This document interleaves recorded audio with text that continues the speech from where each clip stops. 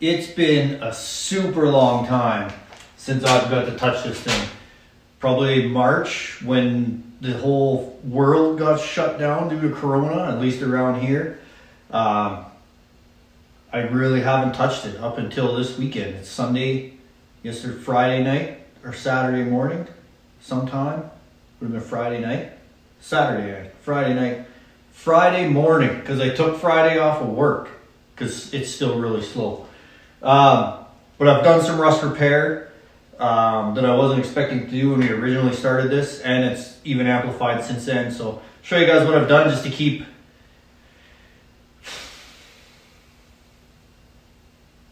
I completely lost my train of thought. Show you guys what I did this weekend and where it's at and what we're gonna do. With my deep passion and burning desire to build cool stuff, only a global pandemic could stop my progress on this thing. The lie detector determined that was a lie.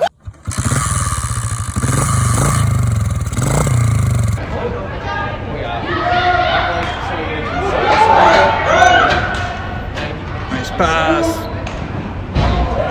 To the sky, we're gonna go outer space, and we're gonna float out, and I'm gonna hurt my head on the trampoline. That's right, trips to outer space, enjoying the summer the best we could, and trying to transition back into what we know as a normal life. When life gets turned upside down as it has, it's a lot more work than one would imagine to do a whole lot of nothing. At the onset of the Corona pandemic, like most gearheads, I thought this was going to be my chance to cash in on free time and finish all of my projects. But the reality is, between online classes, a working from home wife trying to keep the kids entertained, and a decade-long list of unfinished items on the honey-do list, the universe had other plans for my free time. Instead of 4-a-week lacrosse practices, it was splitting the trees that had fallen in the backyard over the years. Instead of 2-a-week soccer games, it was replacing old hot water tanks. And instead of full work days, it was tagging in for an exhausted wife. So my dream of a running and driving truck turned into teaching kids how to ride dirt bikes, to use the tractor to cut the grass, finding the chance to give the boys their own bedrooms, and watch a 3-year-old girl fall in love with a trampoline. It turns out that was my dream. Together with my family, we worked together, we were a team, and we made the best out of a unique situation. Now, between ninja classes, weekend lacrosse, and the odd isolation period, I finally find myself back in the shop, relieving a lonely truck of its single rust location. Wait, what?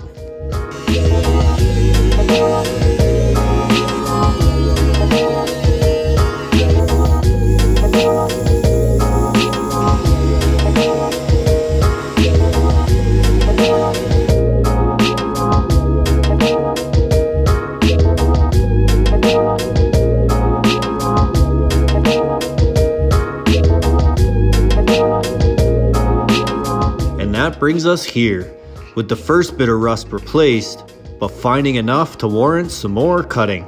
With these panels out of the way, I scoured the cab to find any more surprises. Fortunately, the only other things I found could be blown out and refilled with the welder. No cutting required.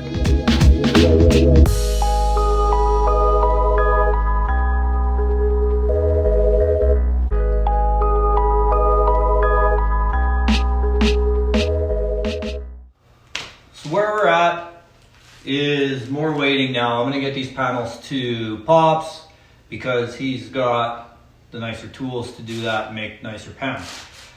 Then I'll weld them in. To this point, I really haven't spent anything. I might be into like this whole thing for 20 bucks so far, and that was just a couple items I needed for the throttle linkage. So I think what I'm going to do is I'm going to start having to spend some money. I'm going to probably start with a heavy duty rust inhibitor on the floor. Once it's all done, I'm just gonna get, whether it's a spray on or a roll on, it's just gonna be one of those heavy duty POR 15 or something, or some steel, it's something, but I want it to last a bit longer than it has. It's not a perfect restoration by any means. I still want to do the cab corners as well. So once that's all done, I'll just seal up the entire cab before we start putting all the carpet and stuff back in. I embrace the rust on the outside, but I want to stay dry inside and not ruin the integrity of the structure. So that's what I'll do. In the meantime, when I get back in here, I might start trying to figure out the clutch slave cylinder setup so I can still use the clutch pedal, and then hopefully we can remember what our plan was for the gas pedal, because if we can, I'd like to be able to mock the gas pedal up before we take the engine out, but I might get impatient and just take the engine out, do all the final welding, do all the firewall cleanup, and then start putting it back together so we can wire it and start it. That's all I want to do. My goal is to just have running and driving by the spring, and then I can tinker on it over the course of time like most people have to do. So anyways, cheers.